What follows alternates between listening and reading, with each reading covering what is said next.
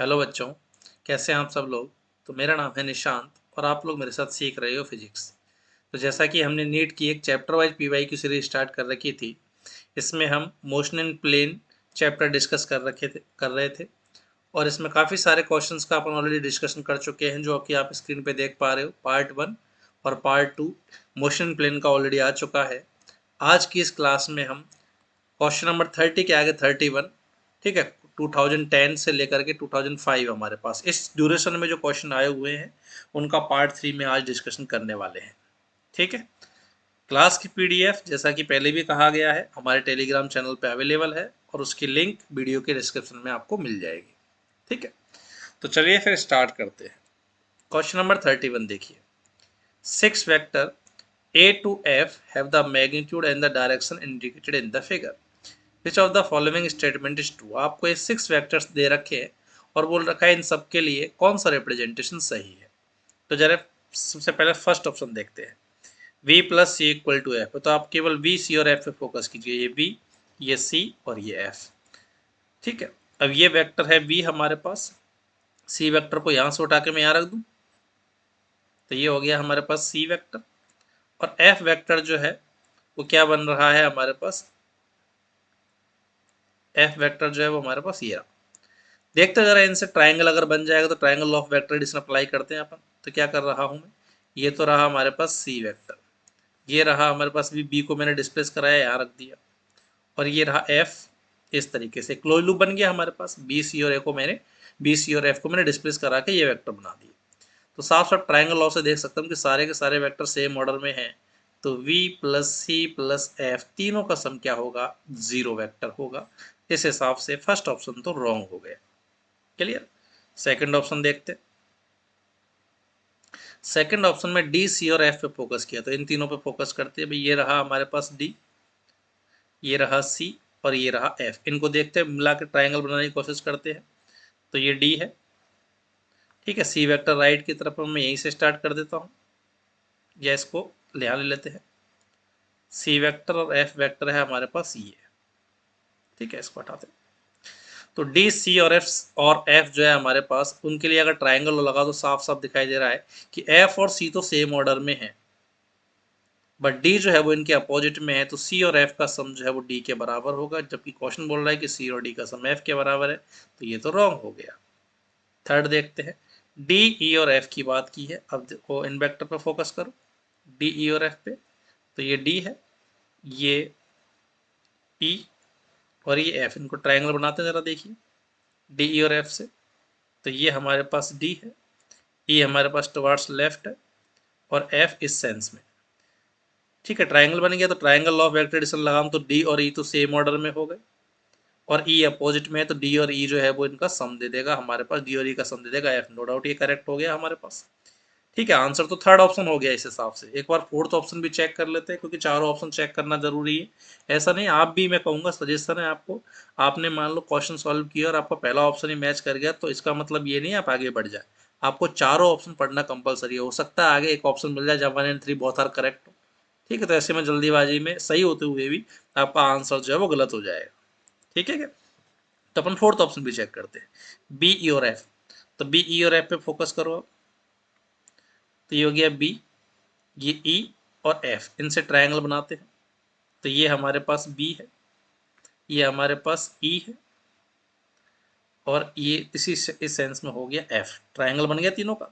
अब ध्यान से अगर तुम देखो तो बी और एफ सेम ऑर्डर में है और ई अपोजिट ऑर्डर में है। तो बी और एफ का सम ई होगा, ना कि बी और ई का सम एफ। समझ आ गया। वैसे देखो बेसिक ट्रायंगल सभी को पता होता है, फिर भी हल्का सा मैं अगर रिकॉल कर रहा हूँ तो ट्रायंगल लॉ क्या बोलता है कि अगर किसी ट्रायंगल की दो साइड सेम ऑर्डर में अगर वेक्टर को बताएं, जैसे ये भी एक तरह से एंटी क्लॉकवाइज में और ये भी एक तरह से एंटी क्लॉकवाइज में है। क्लियर है। तो दो वेक्टर सेम ऑर्डर में अगर, दो किसी ट्रायंगल की दो साइड अगर सेम ऑर्डर में वेक्टर को बताएं तो थर्ड साइड अपोजिट में क्या देता है, उनका सम देता है। ठीक है, इसी को बोलने का ये तरीका भी है कि अगर किसी ट्रायंगल की सारी साइड सेम ऑर्डर में आके ट्रायंगल बना ले तो इनका सम जीरो होता है। ऐसे भी इसको रिप्रेजेंट किया जाता है। ठीक है, तो उम्मीद है सबको समझ में आ गया होगा। नेक्स्ट क्वेश्चन की तरफ चलते हैं। क्वेश्चन नंबर 32 देखिए।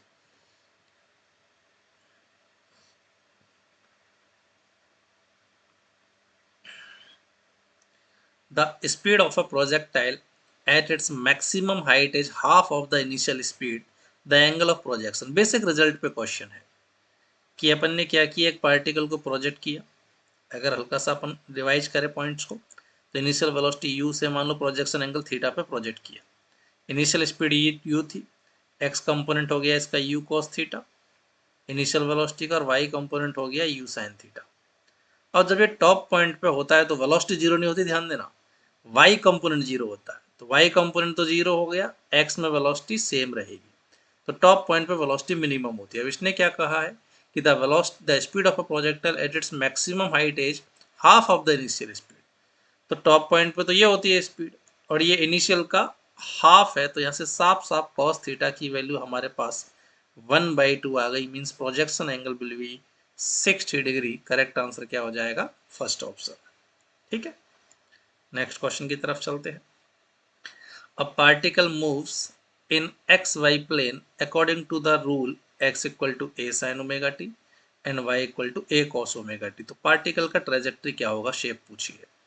तो देखो आपको x का t के साथ वेरिएशन दे रखा है, y में पोजीशन का t के साथ वेरिएशन दे रखा है। अगर मैं t एलिमिनेट करके कैसे भी x और y में रिलेशन निकाल दूं, तो x और y में जो रिलेशन होगा वो x और y में हमारे पास रिलेशन जो है वो क्या बताएगा, हमारे पास इस पार्टिकल की ट्रेजेक्ट्री को बताएगा, पाथ बताएगा कि किस पाथ पे मूव कर रहा है। तो बस इसमें से आपको t एलिमिनेट करना है। अब t एलिमिनेट कैसे करें, तो हल्का सा मैथ लगाते हैं।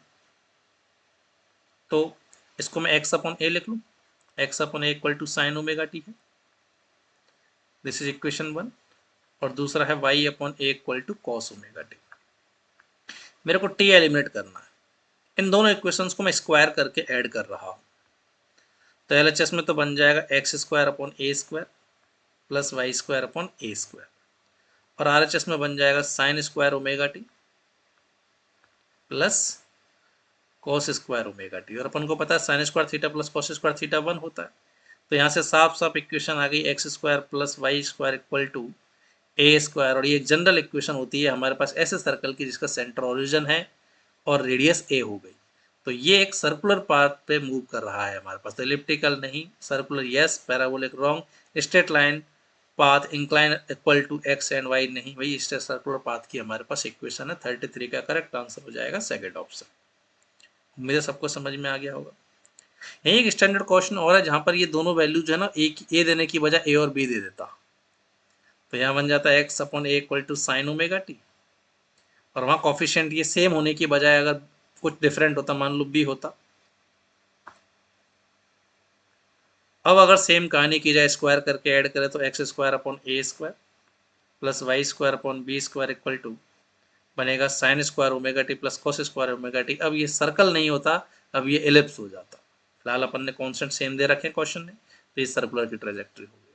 ठीक है, नेक्स्ट क्वेश्चन की तरफ चलते हैं। क्वेश्चन नंबर 34 देखिए, बहुत ही बेसिक सा सवाल है। क्या कहा है क्वेश्चन ने, a particle has initial velocity this and has acceleration this, its speed after 10 second. 10 second के बाद स्पीड पूछी है। अब किसी भी इंस्टेंट पे अगर मैं स्पीड पूछूं, तो किसी भी इंस्टेंट पर जो स्पीड होती है वो इंस्टेंटेनियस वेलोसिटी के मैग्नीट्यूड के ही बराबर होती है। तो मुझे 10 सेकेंड पे वेलोसिटी निकाल के उसका मैग्नीट्यूड ही निकालना है। क्लियर। अब एक्सेलरेशन यूनिफॉर्म है तो सीधा सीधा इक्वेशन ऑफ मोशन लगाई जा सकती है। तो फर्स्ट इक्वेशन ऑफ मोशन से v की वैल्यू हो जाएगी u प्लस ए इंटू टी। तो 3i cap plus 4j cap, time को अंदर मल्टीपल करते हैं, 4i cap plus 3j cap, i cap में आई कैप ऐड होगा 7i कैप, जे कैप में जे वन ऐड होगा 7j कैप। इतना मीटर पर सेकंड वेलोसिटी होगी। अपन को स्पीड निकालनी, तो इसका मैग्नीट्यूड निकालते हैं, और मैग्नीट्यूड होगा अंडर रूट एक्स कंपोनेंट का स्क्वायर प्लस वाई कंपोनेंट का स्क्वायर से ट्वाइस ऑफ 7 का स्क्वायर, या बोल दो 7√2 मीटर पर second. This will be the speed of the particle after 10 second. अब इसने फिलहाल यूनिट ले रखा है क्योंकि ऊपर बाकी कुछ यूनिट बोल नहीं रखी, तो मैंने ऐसा यूनिट में सारी कैलकुलेशन कर दी। ठीक है, तो 7√2 units will be the speed. Second option will be the correct answer. ठीक है, नेक्स्ट क्वेश्चन की तरफ चलते हैं। A particle of mass m is projected with velocity v making an angle of 45 degree with the horizontal। देखो ground to ground projectile motion का question है कि एक पार्टिकल को अपन ने यहाँ से v रफ्तार से प्रोजेक्ट किया, हॉरिजॉन्टल से 45 एंगल बनाते हुए। तो शुरुआत में इसका एक्स कंपोनेंट होगा इनिशियल वेलोसिटी का v cos 45 और y कंपोनेंट होगा v sin 45।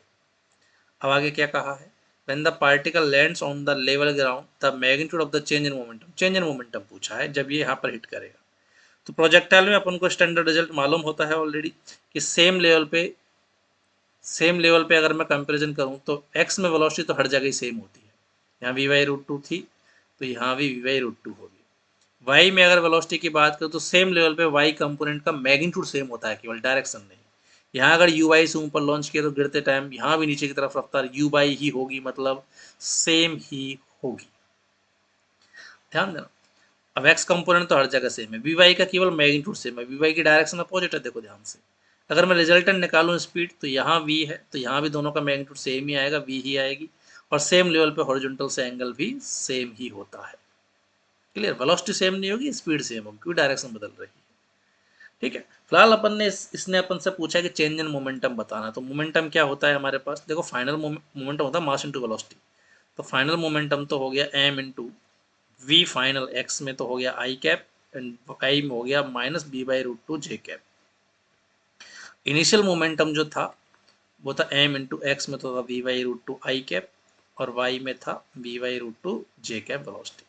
इसने पूछा है चेंज इन मोमेंटम, तो ये हो जाएगा final momentum minus initial momentum से सब्ट्रैक्ट कीजिए।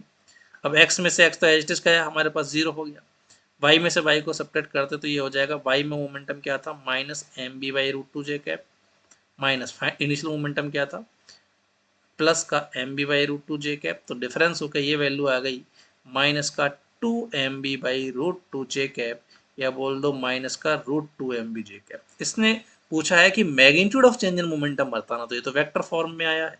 केवल मैग्नीट्यूड की बात करूं तो मोमेंटम का जो चेंज हुआ है वो तो हुआ है √2mb, और ये माइनस जे कैप डिनोट कर रहा है डायरेक्शन को। इसने केवल मैग्नीट्यूड पूछा है, तो √2mb will be the change in momentum when the particle just hits the ground. Clear है क्या? तो क्वेश्चन नंबर 35 का करेक्ट आंसर हो जाएगा फोर्थ ऑप्शन। उम्मीद है सबको समझ में आ गया होगा। नेक्स्ट क्वेश्चन देखते हैं। A particle starting from the origin 0,0, कि ये मान लो एक्स वाई कोऑर्डिनेट मान लेता हूँ मैं कोऑर्डिनेट सिस्टम, और एक पार्टिकल यहाँ से 0,0 से मोशन स्टार्ट करता है, moves in straight line in X Y plane, straight line पे चल रहा है, 1D कर रहा है, ठीक है। It's coordinate at later times after later time are √3,3। कुछ देर में ये चल के स्ट्रेट लाइन पे चल के यहाँ पहुँच गया हमारे पास, किस पॉइंट पर √3,3 पे। बेसिकली ये स्ट्रेट लाइन पे चल रहा है, यूँ जा रहा है, पॉजिटिव की तरफ जा रहा होगा। The path of the particle makes with x axis an angle, तो ये पाथ है वो एक्स एक्सिस से कितना एंगल बना रहा पूछा, बेसिकली स्लोप पूछ लिया सीधा सीधा इसने।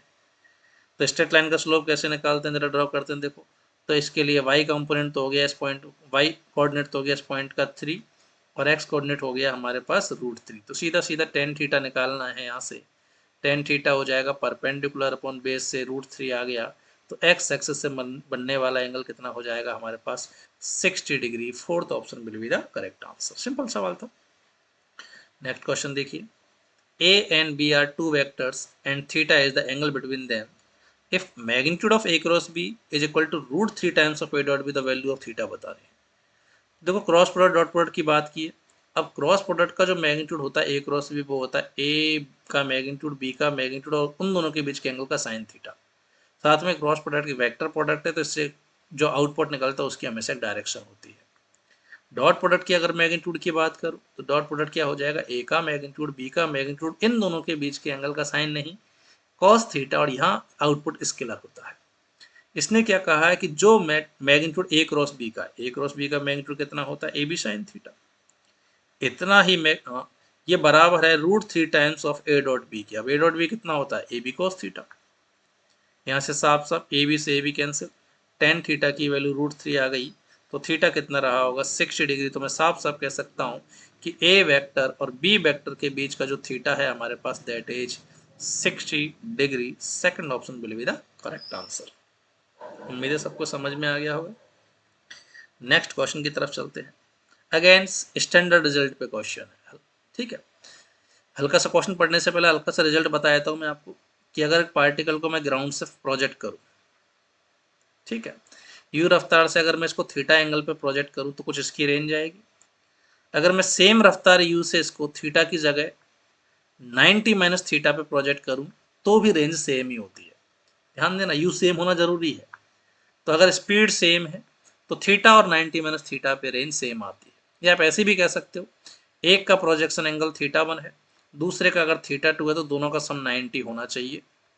तो सेम स्पीड से अगर एक को थीटा 1 पे प्रोजेक्ट करो, दूसरे को 90 माइनस थीटा 1 मतलब theta 1 plus theta 2 equal to 90 पर प्रोजेक्ट किया जाए तो रेंज हमेशा सेम होगी। अब क्वेश्चन ने क्या कहा है कि four angles of projection of a projectile eight for angles of projection of a projectile at angles 45 minus theta and 45 plus theta, the horizontal range described by the projectile are in the ratio। कि अपन ने दो particles को project किया है और you के बारे में कोई इन्फॉर्मेशन नहीं है, तो यू को अपन को यहाँ मजबूरी में सेम मानना पड़ेगा, वरना चारों ऑप्शन पॉसिबल है यू की अलग अलग वैल्यू के लिए। तो ठीक है, तो सेम के लिए अपन को बेस्ट आंसर देना पड़ेगा।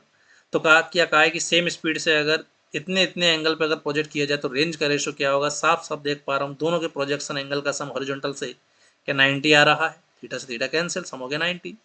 और अगर दोनों के थीटा 1 थीटा 2 प्रोजेक्शन एंगल का सम हॉरिजॉन्टल से, ध्यान देना हॉरिजॉन्टल से एंगल बोल रहा हूँ, अगर 90 है तो उनकी रेंज सेम होंगी तो रेशो क्या हो जाएगा 1:1।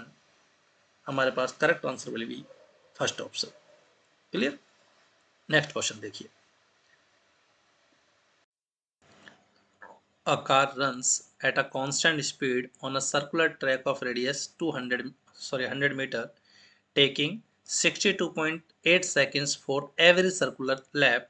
The average velocity and average speed for each circular lap respectively। Simple question देखिए जरा, समझिए जरा ध्यान से। तो मेन खेल जो है क्वेश्चन को समझने का, एक बार क्वेश्चन समझ में आ गया तो उसके होने के चांसेस बहुत ज़्यादा बढ़ जाते हैं। तो क्वेश्चन के हिसाब से करते हैं जरा क्या क्या बोला है कि एक कार है हमारे पास, एक सर्कुलर ट्रैक पे घूम रही है। उस सर्कुलर ट्रैक की रेडियस दे रखी है अपन को 100 मीटर, और हर एक लूप को पूरा करने का मतलब टाइम पीरियड जो है वो दे रखा है 62.8 सेकेंड। अब हर बार सेम टाइम लग रहा है, मतलब नो डाउट ये यूनिफॉर्म सर्कुलर मोशन का एक एग्जांपल है। अब बोल रहा है कि एक लूप में हर लूप में बताना है अपन को एवरेज वेलोसिटी क्या होगी। तो हर लूप में अगर बात करूं तो ये घूम फिर के वहीं आ जाएगा जहां से स्टार्ट हुआ। तो डिस्प्लेसमेंट तो कितना हो जाएगा हर लूप के लिए, लीनियर, जीरो। अब जब डिस्प्लेसमेंट ही जीरो है तो एवरेज वेलोसिटी भी नो डाउट क्या हो जाएगी, total displacement upon time period से जीरो। अब एवरेज स्पीड की बात करते हैं। तो एवरेज स्पीड क्या होती है हमारे पास, that is total distance upon total time. अब टोटल डिस्टेंस कितनी कवर करेगा, तो एक लूप में ये पूरी सरकमफेरेंस घूम जाएगा 2πr। तो एवरेज स्पीड हो जाएगी total cover distance in one revolution upon time of one revolution. तो एवरेज स्पीड की वैल्यू की बात करते ये हो जाएगा 2πr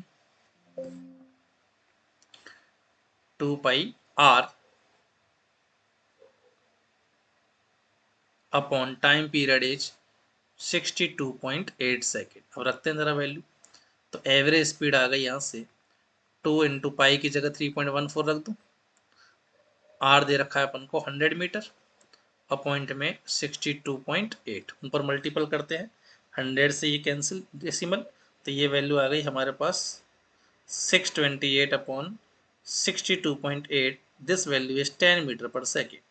तो साफ साफ आंसर हो जाएगा हमारे पास एवरेज वेलोसिटी तो जीरो है और एवरेज स्पीड 10 मीटर पर सेकंड। ऑप्शन देखते हैं। और ध्यान से सीक्वेंस का थोड़ा ध्यान रखना है ना, पहले क्या बोल रखा है एवरेज वेलोसिटी, तो पहले जीरो होना चाहिए और उसके बाद एवरेज स्पीड मतलब 10। तो जीरो और 10 कौन सा ऑप्शन है, second option will be the correct answer. जल्दीबाजी में 10 और जीरो नहीं करना है यहाँ पर। फोर्थ ऑप्शन ध्यान से देखो, 10 और जीरो है, आंसर आके भी गलत हो जाएगा वरना। ठीक है, नेक्स्ट क्वेश्चन की तरफ चलते हैं। वेक्टर का क्वेश्चन।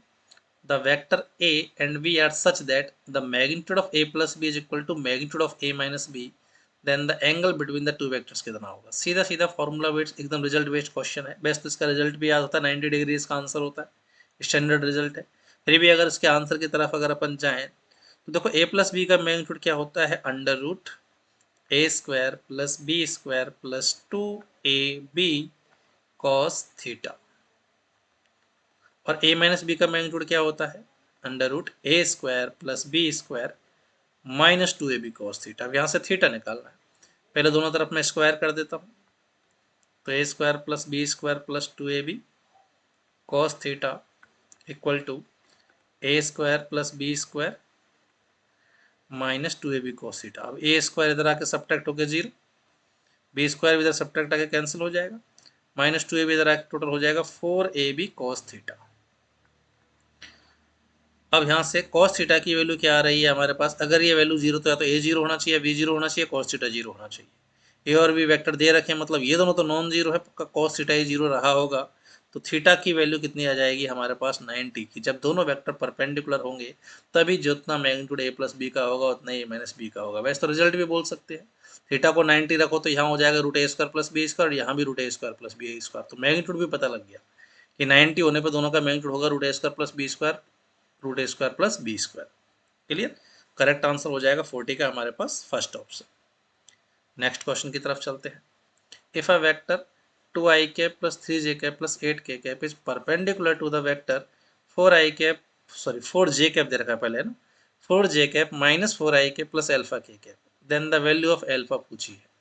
पहले तो इसको हल्का सा मैं आई कैप ऑर्डर में अरेंज कर लेता हूँ। तो पहले तो है 4i कैप, फिर है 4j कैप।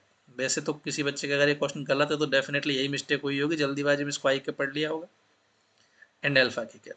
और ये दोनों परपेंडिकुलर, अल्फा पूछा है। अब परपेंडिकुलर वेक्टर की कंडीशन क्या होती है कि अगर दो वेक्टर हमारे पास परपेंडिकुलर है तो गारंटेड उसका डॉट प्रोडक्ट क्या होगा, 0 होगा। 0 वेक्टर नहीं, 0, बस वेक्टर इन दोनों का डॉट प्रोडक्ट 0 करना है, अपने आप अल्फा आ जाएगा। दोनों का डॉट प्रोडक्ट 0 करते हैं तो x को x से डॉट प्रोडक्ट किया तो 2 इंटू माइनस 4 प्लस y को y से करते तो यहाँ 3 और यहाँ 4 है, z को z से करो 8 और अल्फा, ये 0 के बराबर है तो ये वैल्यू आ गई -8 plus 12 plus 8 alpha equal to 0। तो 8 अल्फा इक्वल टू आ गया हमारे पास -4, अल्फा की वैल्यू आ गई -1/2। तो correct answer will B third option. Clear? Next question की तरफ चलते हैं। A stone tied to end of a string of 1 meter long is whirled in a horizontal circle। क्या कहा है कि अपन ने एक 1 मीटर की स्ट्रिंग से एक पार्टिकल को बांधा, इसका मास कुछ रहा होगा, इसको हॉरिजॉन्टल सर्कल में घुमाया जा रहा है। ठीक है, with constant speed. Constant speed है मतलब यूनिफॉर्म सर्कुलर मोशन भी है। अब हॉरिजॉन्टल से घुमाया जा रहा है तो मतलब अगर मैं इसको साइड व्यू देखूं ग्राउंड पे खड़े होके तो ये ब्लॉक है, ऊपर नॉर्मल लग रहा होगा, नीचे एम जी और ये बैलेंस हो रखे होंगे। इन दोनों का घुमाने में कोई रोल नहीं है क्योंकि घूमना तो हॉरिजॉन्टल प्लेन में हो रहा है, तो ये टेंशन इसको सेंट्रीपिटल दे रहा होगा। आगे क्या कहा है, if the stone makes 22 revolutions in 44 second. अब 22 रिवॉल्यूशन 44 में हुए हैं तो 1 रिवॉल्यूशन होगा यूनिटरी मेथड से 2 सेकेंड्स में, तो टाइम पीरियड कितना आ गया हमारे पास 2 सेकेंड। ठीक है, what is the magnitude and direction of the acceleration. अब देखो यूनिफॉर्म सर्कुलर मोशन में अब हमारे पास सर्कुलर मोशन की अगर बात करें तो एक्सीलरेशन के दो कंपोनेंट होते हैं, एक तो होता है सेंट्रीपिटल और एक होता है टेंजेंशियल। टेंजेंशियल का काम होता है स्पीड चेंज कराना, लेकिन ये यूनिफॉर्म सर्कुलर मोशन है, स्पीड तो चेंज नहीं हो रही, मतलब नेट एक्सीलरेशन एसी के ही बराबर है। सेंट्रीपिटल एक्सीलरेशन निकालना, सेंट्रीपिटल एक्सीलरेशन की वैल्यू क्या होती है, ये होती है ओमेगा स्क्वायर आर। अगर ओमेगा पता है तो ये स्पीड पता है तो वी स्क्वायर वाई आर। फिलहाल मेरे को टाइम पीरियड पता है, ओमेगा निकाला जा सकता है, तो सेंट्रीपिटल एक्सीलरेशन का मैं मैग्नीट्यूड लिख सकता हूँ, ओमेगा हो जाएगा 2 पाई टाइम पीरियड, तो ओमेगा स्क्वायर इंटू आर, इतना एक्सीलरेशन होगा। और सेंट्रीपिटल हमेशा टुवर्ड द सेंटर होता है। तो वैल्यू निकालते हैं इसकी, तो 2 पाई टाइम पीरियड की वैल्यू 2 सेकेंड की है, रेडियस 1 मीटर है, 2 से 2 कैंसिल, तो पाई स्क्वायर मीटर पर सेकंड स्क्वायर एक्सीलरेशन होगा सेंट्रीपिटल, और यही नेट होगा क्योंकि यूनिफॉर्म सर्कुलर मोशन है। तो पाई स्क्वायर एक्सीलरेशन होगा टुवर्ड द सेंटर। अब पढ़ते हैं जरा option, pi square by 4 and direction along the radius toward the centre, direction होगा toward the centre but value गलत दे रखी है। पाई स्क्वायर मीटर पर सेकंड स्क्वायर होगा and direction along the radius away from the centre, magnitude सही है but direction गलत दे रखी है, अवे फ्रॉम नहीं, टुवर्ड द सेंटर होगा। थर्ड ऑप्शन में पाई स्क्वायर मीटर पर सेकंड स्क्वायर, यस वैल्यू सही है, and direction along the radius toward the centre, बिल्कुल सही बात है। पाई स्क्वायर मीटर पर second square and direction along the tangent, tangent के अलोंग नहीं, केवल सेंट्रीपिटल एक्सीलरेशन, तो नेट टुवर्ड द सेंटर होगा। Correct answer will B third option. उम्मीद है सबको समझ में आ गया होगा। नेक्स्ट क्वेश्चन देखते हैं, बढ़िया क्वेश्चन, जरा ध्यान से समझिए। Two boys are standing at the ends A and B of a ground, कि ग्राउंड पे हमारे पास ये दो पॉइंट है हमारे पास, एक पॉइंट है ए और एक पॉइंट है हमारे पास B, where A B equal to small a, दोनों के बीच का सेपरेशन भी दे रखा है small a. The boy at B starts running in a direction perpendicular to A B with velocity v1। अब जो बी पर है वो ए बी के परपेंडिकुलर दौड़ने लगा एक रफ्तार v1 से। The boy eight A starts running simultaneously with velocity v and catches the other boy in time t। अब देखो ये बॉय जो है बी वाला जो बॉय वो चलते चलते ऊपर जा रहा है, मान लो टी टाइम पे यहाँ पहुंच गया, क्लियर। तो ए वाला जो है वो इधर कहीं दौड़ा होगा ताकि वो टी टाइम में चल के यहाँ पकड़ ले इसको, और ए वाला किससे दौड़ा है बी रफ्तार से। आपसे पूछा है कि मेरा टी टाइम पूछा है, ठीक है। तो साफ साफ कह सकता हूँ कि टी टाइम में बी वाला तो कितना दौड़ जाएगा डिस्टेंस v1 इंटू टी, और ए वाला कितना दौड़ जाएगा पकड़ने के लिए v into T, velocity into time. और पाइथागोरस से ट्राइंगल के लिए सीधा सीधा कह सकता हूँ मैं हाइपोटेनियस का स्क्वायर इक्वल टू बेस का स्क्वायर प्लस परपेंडिकुलर का स्क्वायर। अपन को टाइम फाइंड करना है, तो V square T square equal to A square plus v1 square T square. तो यहाँ से वी स्क्वायर टी स्क्वायर इसको इधर लेके आते लेफ्ट में, minus v1 square T square equal to A square, T square common लिया तो ये आ गया हमारे पास A square upon V square minus v1 square, ये तो टी स्क्वायर आया है, टी हो जाएगा इतना। तो टाइम क्या आएगा under root A square V square minus v1 square, second option will be the correct answer. अब बात आती है कि यहाँ पर मैंने v और v1 में से v को क्यों ज़्यादा माना। नो डाउट v ज़्यादा होगा कि भाई सेम टाइम में ए हाइपोटेनस चल रहा है या परपेंडिकुलर चल रहा है, तो ए को ज़्यादा चलना पड़ रहा है तो इसकी रफ्तार ज़्यादा रही होगी। क्लियर, उम्मीद है सबको समझ में आ गया। ठीक है, लास्ट क्वेश्चन देखते हैं। If the angle between the vector A and B is theta, आपसे कहा है कि ये वेक्टर है ए और ये वेक्टर है बी, इनके बीच का एंगल थीटा है। The value of product of B cross A and dot A कितना होगा। ठीक है, अब देखो क्रॉस प्रोडक्ट से जो हमेशा वेक्टर मिलता है वो हमेशा परपेंडिकुलर होता है रेस्पेक्टिव वेक्टर के। तो अगर मैं बी क्रॉस ए करूँ तो B cross A cross B तो आएगा प्लेन के परपेंडिकुलर बाहर, और राइट हैंड थंब रूल से बी क्रॉस ए आएगा अंदर। अब बी क्रॉस ए हो गया बोर्ड के अंदर की तरफ, और इसको डॉट प्रोडक्ट करना ए से, तो साफ साफ देखा जा रहा है बी क्रॉस ए है अंदर की तरफ और ए है राइट में हमारे पास, दोनों के बीच में एंगल 90 डिग्री है। तो ये दोनों वेक्टर हमारे पास परपेंडिकुलर है, और जब भी वेक्टर परपेंडिकुलर होते हैं तो dot product no doubt zero होता है हमारे पास। क्लियर, तो v क्रॉस ए वेक्टर और ए वेक्टर परपेंडिकुलर होगा जिसकी वजह से डॉट प्रोडक्ट जीरो होगा। Correct answer will be fourth option. ठीक है, उम्मीद है सबको समझ में आ गया होगा। तो ये हमारा पार्ट मोशन प्लेन का जो है वो डिस्कशन कंप्लीट हुआ। ठीक है, तो सभी लोग अच्छे से पढ़ते रहिए, बाकी चैप्टर्स की वीडियोज को देखने के लिए सभी लोग जुड़े रहिए और चैनल को सब्सक्राइब करके रख लें, ताकि आगे और भी हमारे चैप्टर जो है उनकी PYQ वीडियो की डिस्कशन जैसे ही आए आप लोग उनको देख पाए। ठीक है, मिलते हैं फिर नेक्स्ट क्लास में। गुड लक सभी को, गॉड ब्लेस यू।